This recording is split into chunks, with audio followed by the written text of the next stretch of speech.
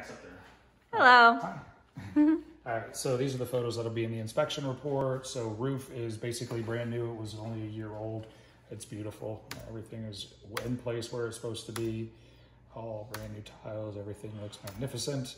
Air conditioning system was replaced in 2018. The air handlers in the attic space above the garage. They re-nailed the roof decking. That's credits on the insurance. There's some old staining. Obviously the roof was replaced, so there's no active leaks any longer. Same thing around the chimney. Everything has been sealed up. All is good there. Insulation's beautiful. There's plenty of it up there, so cooling costs should be low. There are hurricane clips, so you get discounts on the insurance for those. Overall outside photos. House looks beautiful. Main water shutoff is at the right exterior wall. There's some previous settlement cracks, nothing that looked to be significant. They've been sealed. Just monitor them for any further movement. Not likely going to happen, but they don't look to be significant at all. AC system, 5-ton heat pump, 2018. Just some more settlement cracks at the back too. Once again, they've been sealed and repaired. Some missing fasteners at some of the screen enclosure framing. Just replace those missing fasteners or any rusted ones that are no longer securing it. A couple here. Recommend installing cables at the backside of the screened enclosure. They're not required, but they're storm tie downs. You put a bracket here and then secure it to the concrete slab at the bottom just to hold the screen enclosure down.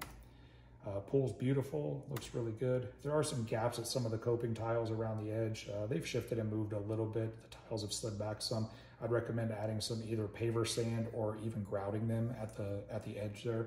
A few different areas you can see here. And then there's some small cracks in the coping tile mortar. Fill those back into. It's just normal shrinkage and movement, nothing that would be significant. No cracks in the interior of the pool, so it looks really good. There is some missing grout in some of the tiles in the pool. You'd have to drain the pool down below the tile level and then re-grout it. It is recommended to do that just because you don't want water getting behind the tiles, because then they will pop off at some point in time. So it's an easy enough fix, but you do have to drain the pool some. And then, like I was saying, some of these coping tiles, the mortar has just cracked. Normal expansion, contraction, nothing that's a cause for significant concern. Just fill those in too with the same mortar. Pool equipment's in really good shape. Pump looked newer. The panel for the pool equipment is basically the pump and the light. The breaker for the light was turned off. When you turn it on, of course, the light turns on, but I can't find a switch anywhere in the house. So I think it's just operated by the breaker and the panel only. That being said, there's no screw holding the panel cover on, so put a screw in there. There was water dripping from the canister lid for the filter. The seal's probably going bad, so it's just occasionally there's just some drips coming down from it. So it's a rubber seal. You can take the lid off, take it to pinch a penny, and they'll have the exact same seal. Just replace it, put some lube on it. Propane tank, which is only for the range in the kitchen, is at the right side of the home. It's hidden behind those trees back there. Suburban Propane owns the tank, and they're the ones that probably come and fill it. So you'll contact them to get propane. Electric panels in the garage, everything looks beautiful, no issues there. Water heater was replaced in 2014. It's a 50-gallon unit. The test and pressure valve is actually leaking. You can see it's corroded at the pipe connection here, and then it's dripping from the bottom. So it's corroded down there, and that's some water on my finger. So the test and pressure valve on the water heater needs to be replaced. Some of the garage door hinges are missing bolts. So you got 2 bolts missing there, and then just 1 bolt missing there. Of course, they should all have the bolts where they're supposed to be for securing the hinges properly.